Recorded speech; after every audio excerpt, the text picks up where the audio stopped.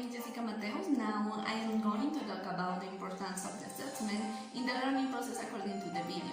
The assessment process is a very important part of the curriculum because it helps the teachers and the students to know how much significant progress has been made in the objective set at the beginning of the teaching learning process for a certain period of time. Therefore, the teacher can identify what weaknesses and strengths students have in their academic process or reflect on the weaknesses and strengths that he has as a teacher and how they are contributing to a student learning to improve, change, or transform objectives.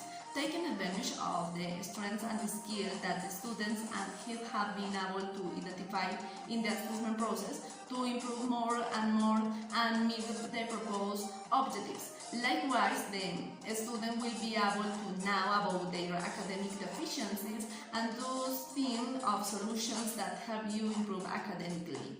In general, the assessment process tends to promote motivations and persistence in the students. In conclusions, the student assessment is very important within the progress in the academic process.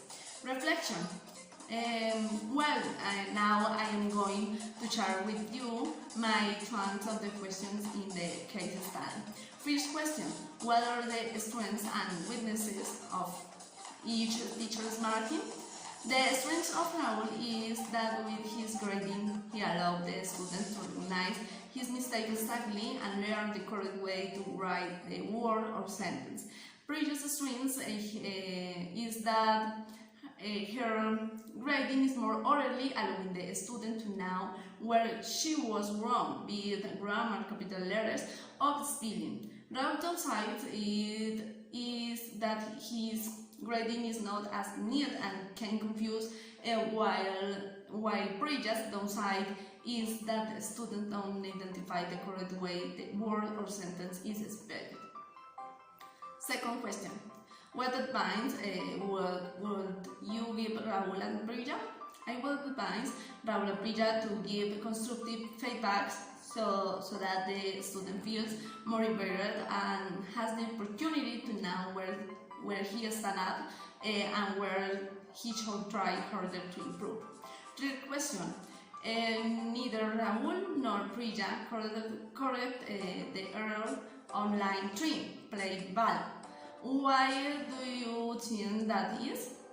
I think that the teachers concentrated on the grading of the most notable common errors that are easy to identify by any teacher, while to identify this error in the sentence requires a little more knowledge in the grammar structure, and perhaps teachers to not have enough knowledge on this.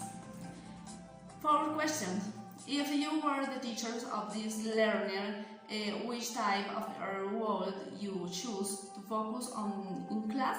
Why?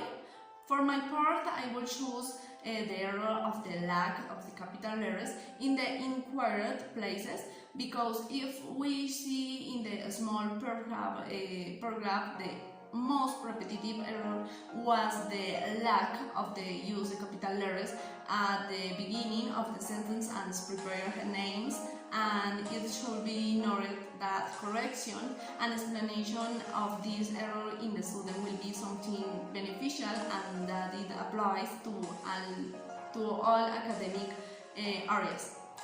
5 question: how do you usually correct reading? Do you do anything the same as Raúl and Priya?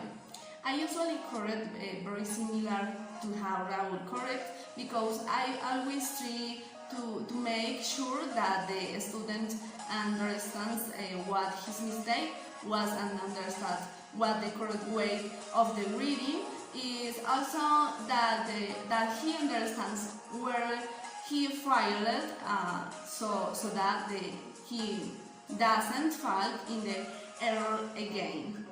Thanks for your attention. Bye bye.